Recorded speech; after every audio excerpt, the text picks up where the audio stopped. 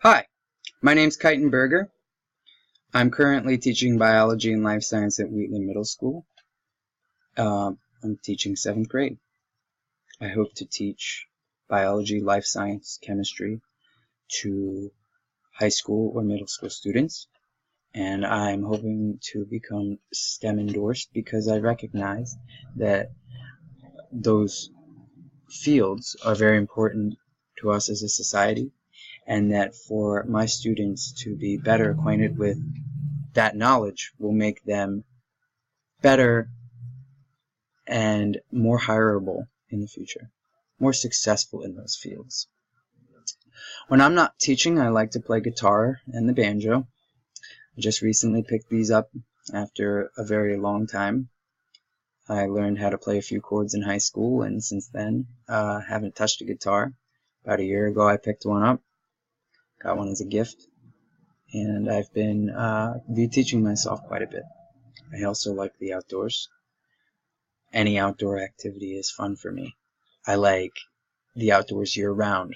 During the summer, I hike, fish, and swim, do some climbing, gardening, survival camping, and orienteering. During the winter, I ski, snowshoe.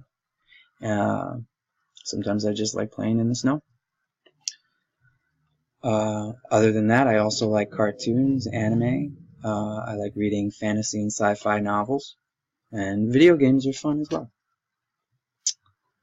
Ever since I was in high school, I wanted to be a teacher, and my goals changed a little bit during my freshman year of college, and I picked up journalism as a major instead.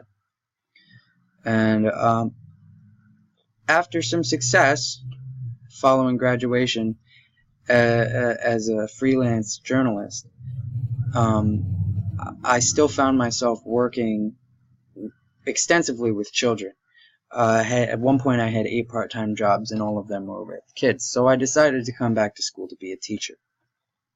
I had already taken most of the biology courses I needed at Kutztown, so picking the rest of the credits that I needed up at Millersville was not too hard. After reading Chapios and Gupta's work, I can see that both of them have some similarities and differences in their philosophies. Both Chapios and Gupta suggest that assessment be ongoing and that it be integrated into learning in order to gauge current levels and adjust teaching. Where they differ significantly is in their suggested execution of assessment. Gupta seems to suggest replacing summative assessment entirely with formative assessment through a series of 6 steps that can be used in any given lab or science lesson. Both experts suggest time for reflection and feedback. Chapios, on the other hand, points out that summative assessment can be used formatively if done properly. Additionally, Chapios points out that anything a student says or does during discussion activities and homework could be used to assess their current level. Whereas Gupta seems to structuralize assessment, while Chapios represents it as dynamic and free-flowing. I really see myself aligning with Chapios' pedagogy. I agree with the idea that assessment needs to be ongoing, free-flowing, and dynamic. I also agree with the idea that a summative assessment can be used formally. The use of discussion activities and homework as practice and assessment is really what resonates with me when it comes to Chapios' suggestions.